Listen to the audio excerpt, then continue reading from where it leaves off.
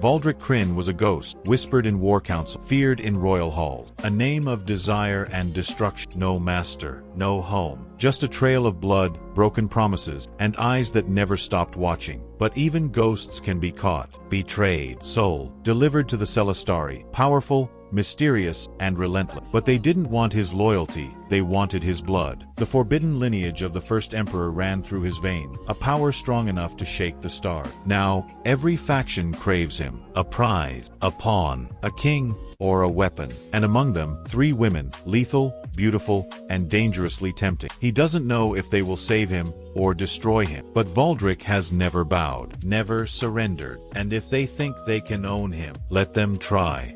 Valdric Kryn had lived his whole life on the edges of reality. People were afraid of him and cursed his name in royal halls. A hired gun who doesn't have a master, a home, or any respect. He had stayed out of the way of powers for years, slipping between the cracks of warring groups and leaving only blood and legends behind. People who used to call him a friend were after him, and those who ruled the stars hated him. He was a ghost, a survivor, but it was possible to catch even ghosts. He was now unable to hide anywhere else. He was going to be caught, but not in the way he thought. He was sold, tricked, and given over to the Celestari, a race that was both mysterious and powerful. There he stood in chains in front of creatures whose beauty was beyond understanding. They weren't like other rulers. They weren't warlords out for payback or generals demanding his service. Their violet eyes held secrets as old as the stars themselves, and the power that came from their bodies made lower beings shudder. They didn't want his skills, his sword, or even his offer to give up, though. What they really wanted was something much scarier. Blood.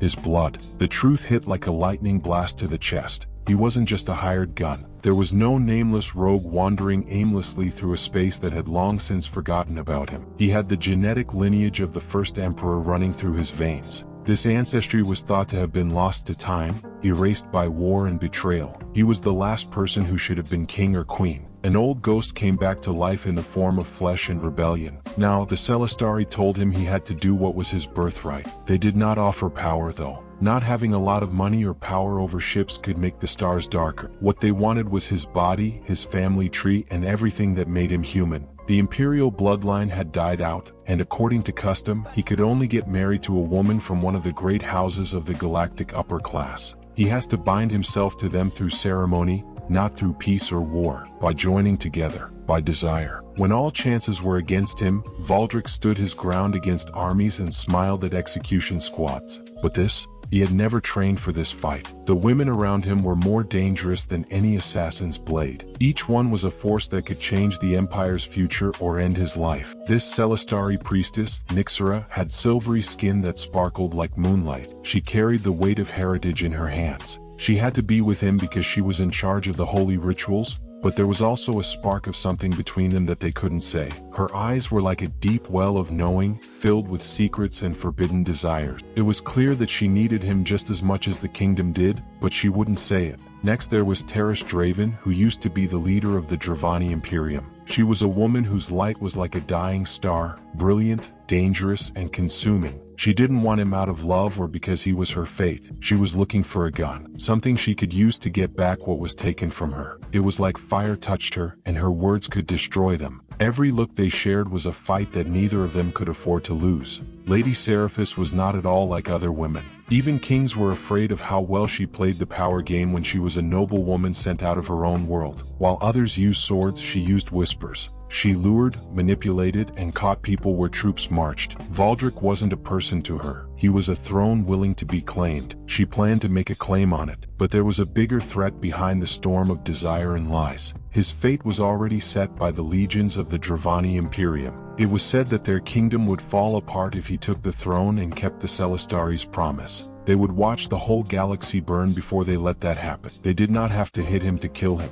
They only had to make sure he never had any children. Assassins were hiding in the dark. Every promise that was made was a lie. He had to make a choice that could have changed the course of a kingdom. Valdric Kryn had never given in to fate. He had made his own way through blood and fire, going against both kings and gods. The Celestari told him he had to accept his fate. The powerful houses wanted to use him as a pawn. His very existence was promised to be erased by the Dravani Imperium. No one had thought about the one option that they should have been most afraid of, though, so he could make his own way in the world, not as a hired gun, not as a ruler of puppets, but as a leader in his own right. The fortress of the Celestari was filled with the smell of incense and the weight of expectation that people didn't say. In every hallway, there were people dressed in star-like robes who were watching Valdric's every move. He was locked up, but not with chains. No, the way he was held captive was much sneakier. It was mixed in with the whispers that filled the old halls and the quiet respect of those who already knew what would happen to him. He was the ruler born again, the lost heir. They were just waiting for him to say yes. But Valdric had always refused to do what other people wanted. He had been a mercenary, a ghost that slipped through the cracks of power and lived only by his wits and instincts. There were forces around him that had shaped the sky and beings that moved for a reason that was older than the stars. He could feel the trap getting tighter around him. Not steel bars or force fields, but something much more dangerous. Fate. They were patient, the Celestari. He wasn't told to kneel by them. They didn't tell him to obey. In ways that were too subtle for him to ignore, they just told him that he was no longer a man who could choose his own path. His blood told him what would happen, and he was no longer responsible to himself. It was to a kingdom that had forgotten all about him a long time ago. But Valdric had never been a man who bowed. That didn't mean it would be easy going from there. Nyxra was now standing in front of him. She was calm and impossible to avoid. The dim light caught on her silver skin, and her violet eyes looked like two empty spaces that could hold all the secrets of the sky. She did not tell. She didn't beg. She was a force unto herself, like the tide that could not be stopped. Valdric Kryn, you have always been a part of this empire, she said softly. The weight of her words hit him like invisible hands. You just forgot. He let out a sharp breath and clenched his hands. I don't belong to anyone. She opened her lips, but she didn't say anything. That's what Nyxra was like. She didn't press down on his hand or force it. She didn't need to. In the dark, the truth was already curling around him like vines. And then there were those more. Tarish Draven did not look at him with faith. She didn't see a lost heir or a master who was supposed to come. She saw a chance, power, a tool that she could shape however she liked. With her arms crossed, she leaned against the smooth stone column, making a noise that sounded like the edge of a battle line. You think you can do something about this? What is it? She asked, her voice sharp as a blade. That you can leave and go back to the life you had before? It's not possible. These stars have already claimed you no matter how fast you run or fight. Someone else will take the throne from you if you don't. That person will not be someone you like. Valdric had looked death in the eye for years. He had killed people and fought fights that weren't his. But this war and this ground were different. He wasn't just trying to stay alive anymore. He was trying to take charge of his own life. The most sneaky thing about this game, though, was that he could feel it, pulling. The hunger, not just from them but also from himself. He was now connected to Nyxra's calm confidence, Terrace's challenge, and Lady Seraphis's careful calculations. She moved through the political web like a ghost made of silk and steel. None of them could fully escape. They could see the enemy just beyond them. Threats had never been able to stay alive in the Dravani Imperium. For less important things, they had burned planets. No one would be willing to negotiate or give in if they knew the Celestari had found a replacement and was still alive. Only war. Valdric's language had always been war, but this was something else. It wasn't a place where strength was enough to win. This war was based on whispers, friendships, and betrayals that went all the way through the galaxy. The Celestari told him to accept his heritage. There were great houses that wanted to claim him. The Dravani were against him living. He wasn't sure what he wanted anymore. He had never drunk power because it was poison. Instead, it was being poured into his hands and pushed between his lips. He could already taste that it was going to happen. It's possible there was no way out, but Valdric Kryn would not become ruler on their terms. He didn't want to bow. He would be in charge. With the force of a dead star, the Empire's weight pressed down on him. Expectations were there everywhere he looked and heard. They were quiet and forceful, and they stopped as soon as he walked into a room. He could feel the Celestari watching him, ready for him to rise to power as the ruler they had created from the ashes of history. He could feel the great houses moving around, each one planning how to best use him and how to chain him up in silky chains that would be nearly impossible to break. And out in the void, the Dravani Imperium was sharpening its weapons, getting ready to wipe him out of the stars before he could become a danger. Valdric had never been scared of dying. He had been along the edge too many times for him to be scared. But this wasn't like that. It wasn't the clear, awful certainty of battle. It was something more sneaky and oppressive. The power wrapped around him more and more as he stayed here longer. It was inevitable. Nyxra knew this better than anyone else. She grew up in the heart of the Celestari as a child of prophecy and responsibility, shaped by the sounds of old rituals and the weight of knowing too much. She walked like a priestess or a goddess from a world long lost, but Valdric could see through her mask when it fell sometimes. She was tied down by the same chains that were about to catch him. If she wanted him to accept his fate, it wasn't because she wanted to get ahead. She did it too because she had no choice. In the dim light of the Celestari temple, she told him one night, "You don't have to fight this." The air between them smelled strongly of holy incense, and the shadows on the walls moved like ghosts. "We need you for the power. This is what you were meant to do." He took a deep breath and shook his head. "I wasn't meant to do anything." She looked at him for a long time and then, to his surprise, smiled. "You're wrong about that. If you weren't meant to be here, you wouldn't be here." He wanted to say no, to completely reject the idea. He didn't want to accept it, but the truth was already setting in. Then there was Terrace Draven. When Nyxera spoke, she was wise and patient, but when Terrace spoke, she was angry and fierce. Fate didn't matter to her. In her mind, power meant being able to take what was yours and destroy anything that got in your way. She talked to him in the training halls, where the low hum of energy weapons and the distant sounds of battle drills filled the air. Her dark hair was pulled back, and her stance was casual but deadly. Every breath she took and every muscle move she made was planned. She threw a blade at him and told him, "You're wasting time." He instinctively grabbed the handle and closed his grip on it before he even realized what he was doing. He said in a dry tone, "For someone who keeps telling me I have no choice, you're awfully eager to convince me." Terrace laughed. "Because I know what's going to happen. The Dravani won't wait for you to choose. They're going to attack first. You should be ready for when they do." That was already known to him. As soon as the Celestari told him his real name, he knew. It had been being talked about since then. It would be the Dravani who came for him. And when they did, there would be no room for doubt. Lady Seraphis, on the other hand, did things her own way. She never tried to change his mind about anything. She did nothing and watched the game to see which way the wind would blow. In the quiet times, she would sneak through the halls like a silk-draped shadow, her words as smooth as liquid gold. She once told him, "You could have everything." Her eyes were too wide to see anything else. The strength, the chair, the power to change the galaxy however you want. You're still not sure. He looked at her from the side. "Maybe I don't need a throne after all." Seraphis' lips curled down as if he knew. "Okay, take it anyway. You can figure out what to do with it later." The worst part was that he could see it. It was clear to him what the next step should be. He could see the war that was about to start and the ties that would be made through bloodshed and betrayal. He could see Nyxera's love, Terrace's fire, and Seraphis's careful plans. Now, they were all tied to him in ways they couldn't get away from, and he was also tied to them. However, the Dravani Imperium did not want to wait. The first attack happened faster than planned. The loud sounds broke the silence of the night, cutting through the halls like a blade. Before the echoes had gone away, Valdric was already moving. His reflexes kicked in, and the old muscle memory of war took over. The Celestari guards were running around, energy shields flickering to life, and defense cannons firing from the temple walls. Just as he got to the balcony, the sky split in two. Dravani vessels came down like birds of prey. The light from the two moons made their smooth, angular shapes shine. Plasma fire cut through the darkness and hit the Celestari shields in short bursts of crackling power. There was a lot of smoke and chaos in the air, and he could smell burned metal and electrified air. In an instant, Terrace was standing next to him with her own weapons drawn and a sharp look on her face. She said, "Told you?" Valdric didn't answer. There wasn't time. Since this wasn't just an attack, it was a message. It wasn't their goal to take over Dravani. They came to make one thing very clear. For Valdric Kryn to claim his birthright and become the heir to the first emperor,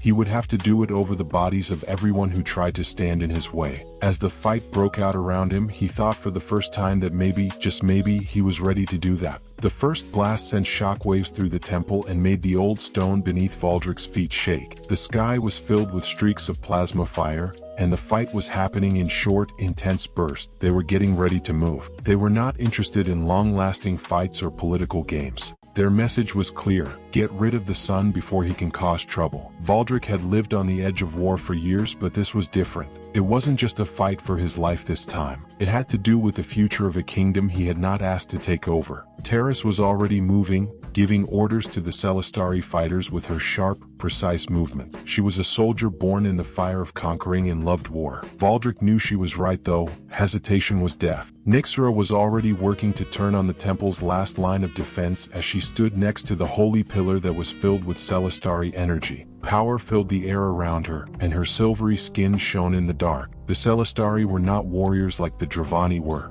Instead, their power came from other areas. In order to know, in the forces of the past that ran through their blood. The lower floors of the temple were hit by a blast that sent a rain of broken glass into the courtyard below. Valdric quickly turned around, letting his reflexes take over as he looked around. The Dravani were outnumbered, and they moved quickly and viciously, cutting through the Celestari barriers like a blade through silk. Valdric had always known how to survive, but now the stakes were different. It wasn't just his life on the line. Entire empires were waiting on his next move. But what would you do in his place? Would you fight for power, try to escape, or manipulate the game from the shadows? Let me know in the comments how you would handle this impossible choice. Lady Seraphis showed up next to him, unaffected by the chaos, with a look that could not be read. "You need to leave," she said calmly, even though there was a war going on around them. Valdric's eyes got narrow. "There's no way to run." That smart, dangerous smile came from her. "Not going to run. Picking out your battlefield?" She was right too.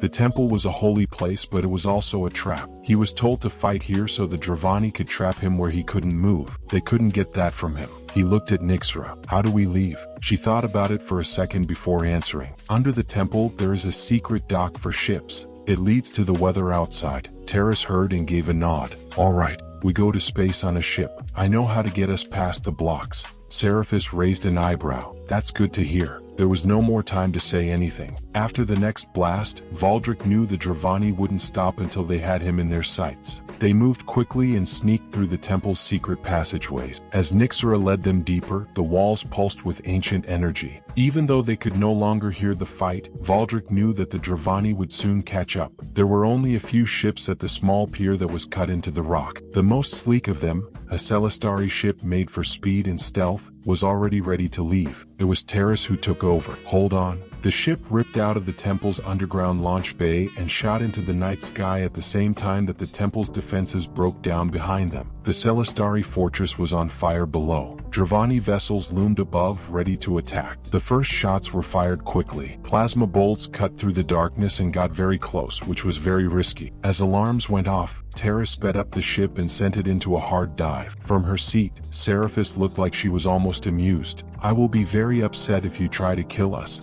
Not paying attention to her, Terrace was busy weaving through the chaos. The Dravani were relentless. Their fighters were closing in on them and locking their guns on them. Valdric clenched his teeth. He had spent his whole life running away from danger, but this wasn't about running anymore. It was all about staying alive. And to stay alive, you had to fight back. He went to the weapons system of the ship and ran his fingers over the controls quickly. "We have to give them a reason to back off before we can get out of this." Terrace smiled. "You can talk now." When the ship's guns fired, energy streaks tore through the space between them. The first Dravani fighter went off in a burst of white-hot fire, sending pieces of it flying through the air. The others moved around like predators, but Valdric had seen enough fights to know that they weren't ready for a fight. As soon as the second fighter got too close, Valdric fired, sending it flying off into the void. Even though the ship shook from the enemy fire, they were making progress and breaking through the enemy line. After a while, Nyxra's words broke through the noise and warned everyone. "There's something coming."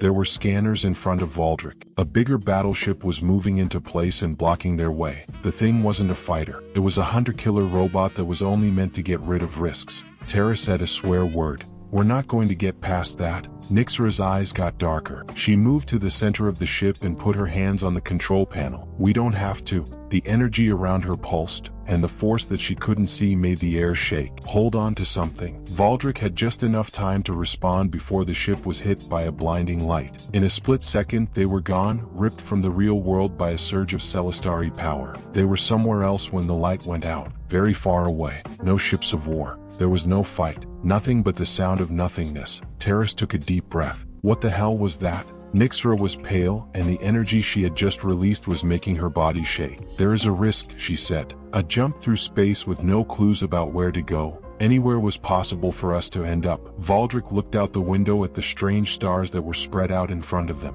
They were free for the first time since this started. But freedom didn't last long. The Dravani would try to get them again. He would have to do what the Celestari told him to do. The big houses would still want to win him. It wasn't over yet. It was just starting.